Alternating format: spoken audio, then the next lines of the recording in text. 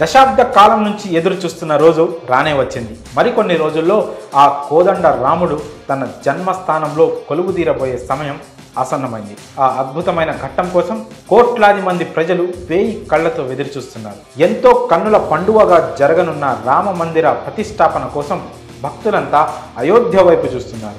ఇక ఈ రామ మందిరం ప్రారంభోత్సవాన్ని ఈ నెల 22న దేశ ప్రధాని నరేంద్ర మోదీ చేతుల మీదుగా జరగనుంది. ఇదిలా ఉంటే గతంలో ఈ అయోధ్య రామ మందిర నిర్మాణానికి భారీ ఎత్తున నిధులు సమకూరిన సంగతి తెలిసింది. దేశవ్యాప్తంగా చాలామంది ప్రముఖులు భక్తులు ఈ రామ మందిర నిర్మాణం కోసం విరాళాలు సమర్పించారు. కాగా తాజాగా ఈ అయోధ్య రామాలయం కోసం ఇంతవరకు ఎంత మొత్తంలో నిధులు సమకూరాయనే ప్రశ్న చాలా మందిలో మెదులుతూ ఉంది. అయితే రామ మందిరం కోసం ఎవరు ఎంత విరాళం ఇచ్చారో తెలుసుకుందాం. అయోధ్య రామ మందిర నిర్మాణం అనేది హిందువుల చిరకాల స్వప్నం. నూతన రామాలయ నిర్మాణానికి దేశవ్యాప్తంగా 11 కోట్ల మంది ప్రజలు తమకు తోచిన విధంగా విరాళాలు అందించారు. అయితే ఇప్పటి వరకు ప్రజల నుంచి 900 కోట్ల నిధులు సేకరించాలని రామ మందిర్ ట్రస్ట్ లక్ష్యంగా పెట్టుకుంది. కానీ గత సంవత్సరం 2023 ఆఖరి వరకు ఈ రామాలయ నిర్మాణానికి 5,000 కోట్లకు పైగా విరాళాలు అందాయి.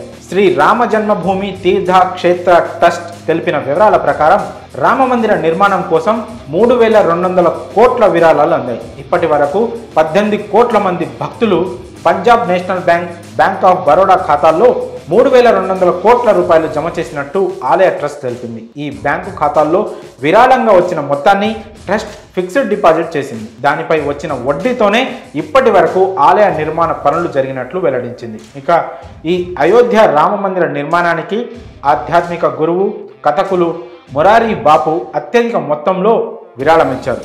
దాదాపు 11.3 కోట్ల రూపాయల విరాళం అందించారు. దీంతో పాటు USA, కెనడా, యునైటెడ్ కింగ్డమ్లోని అతని అనుచరులు సమిష్టిగా విడివిడిగా 8 కోట్ల వరకు విరాళం ఇచ్చారు. అలాగే గుజరాత్కు చెందిన వజ్రాల వ్యాపారి గోవింద్ భాయ్ ధోలాకియా రామ మందిర నిర్మాణానికి 11 కోట్లు విరాళంగా అందించారు.